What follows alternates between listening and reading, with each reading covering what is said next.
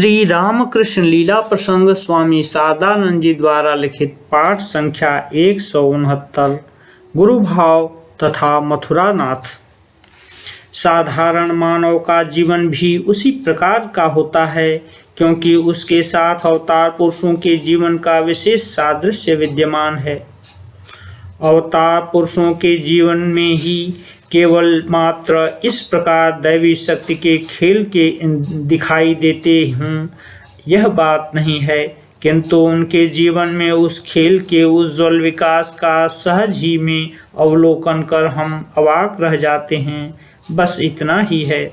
अन्यथा अपने अपने दैनिक जीवन तथा संसार के व्यावहारिक जीवन के इतिहास की आलोचना करने पर भी हमें उस विषय का यत्किंचित प्रकाश देखने को मिल जाता है। मानव जीवन के विभिन्न अनुभवों या मानव जीवन की बहुत सी घटनाओं की तुलनात्मक आलोचना से यह स्पष्ट विदित होता है कि मानव उस दैवी शक्ति के हाथों का खिलौना जैसा बना हुआ है।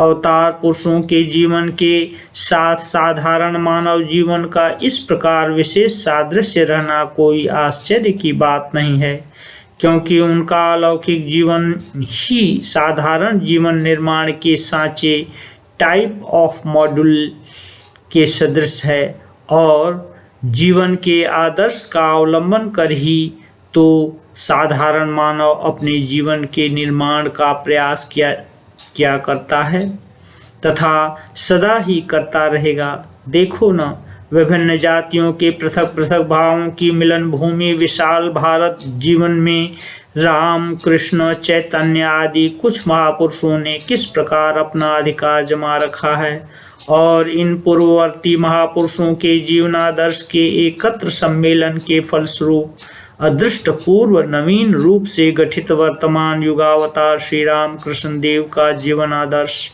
किस प्रकार क्षिप्रता के साथ अपना प्रभाव विस्तारित करता हुआ इस स्वल्प काल के अंदर ही भारत भारती के जीवन पर अपना अधिकार स्थापित कर रहा है। आगे यह किस तरह और कहाँ तक बढ़ेगा, पाठक यदि यह बतलाना आपके लिए संभव हो तो कहिए, हम तो उसे समझने या कहने में सर्वथा असमर्थ हैं। मथुर बाबू भक्त थे, किंतु निर्बोध नहीं थे।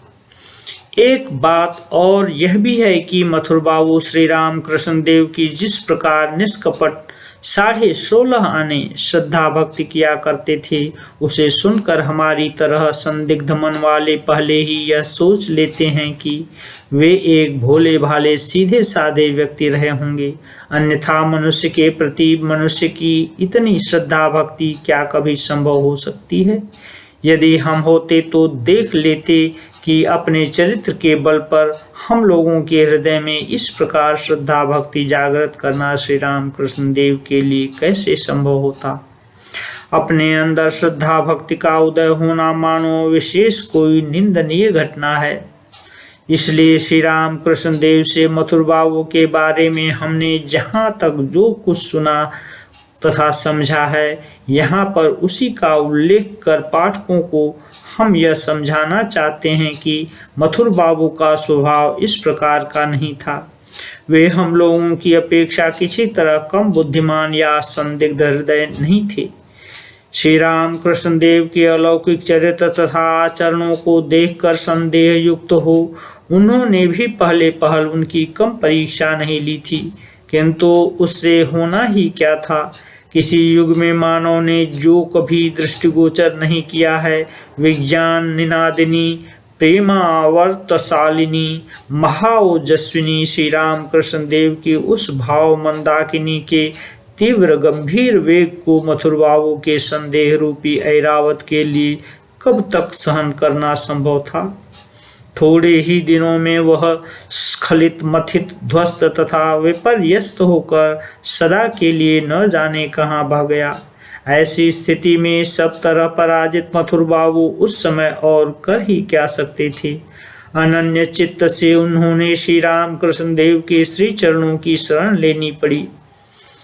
अतः मथुर बाबू की चर्चा करने पर भी हम श्री राम कृष्ण देव के गुरु भाव का ही कीर्तन कर रहे हैं।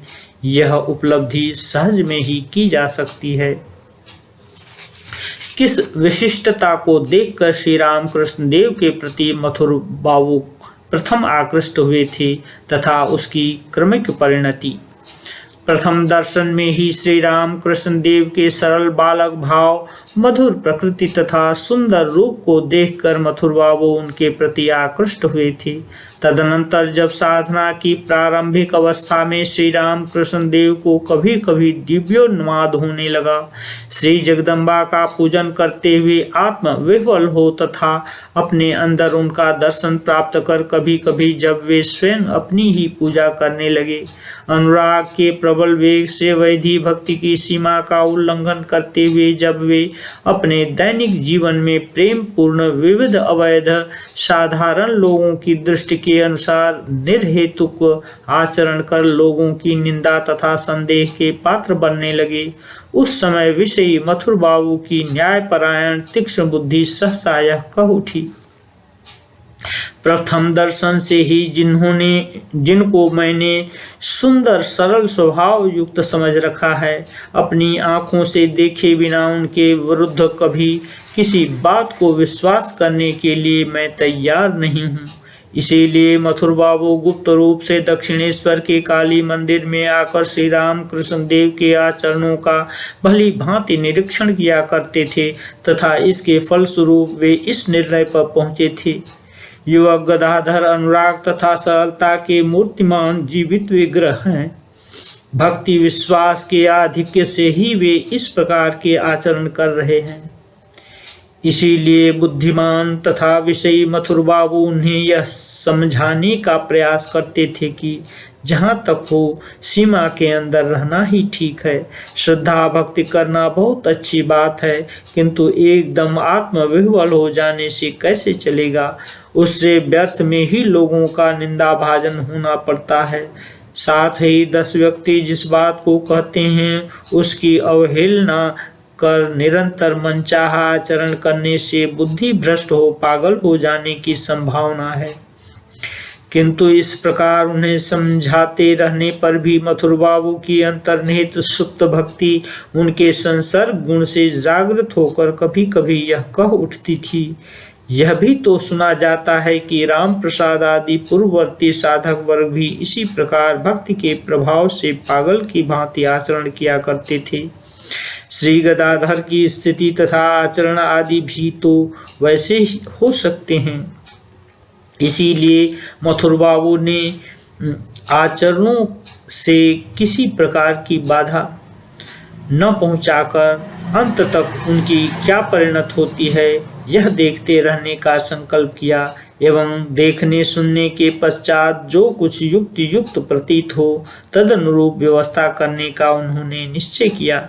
विषयी स्वामी का एक साधारण कर्मचारी के प्रति इस प्रकार का आचरण कम धैर्य का परिचायक नहीं है। भक्ति की संक्रामक शक्ति के द्वारा मथुर बाबू का परिवर्तन। भक्ति में एक संक्रामक शक्ति भी विद्यमान है। शारीरिक विकारों की तरह मानसिक भावों को भी एक से दूसरे में संक्रमित होते हुए हम देखते हैं, क्योंकि एक ही पदार्थ के विकार के अंदर एक ही नियम के अनुसार समग्र स्थूल तथा सूक्ष्म जगत संग्रथित है। इस बात को आजकल केवल वैदिक ऋषियों की अनुभूति के द्वारा प्रमाणित करने की आवश्यकता नहीं है, जड़ विज्ञान से भी यह बात सिद्ध हो चुकी है।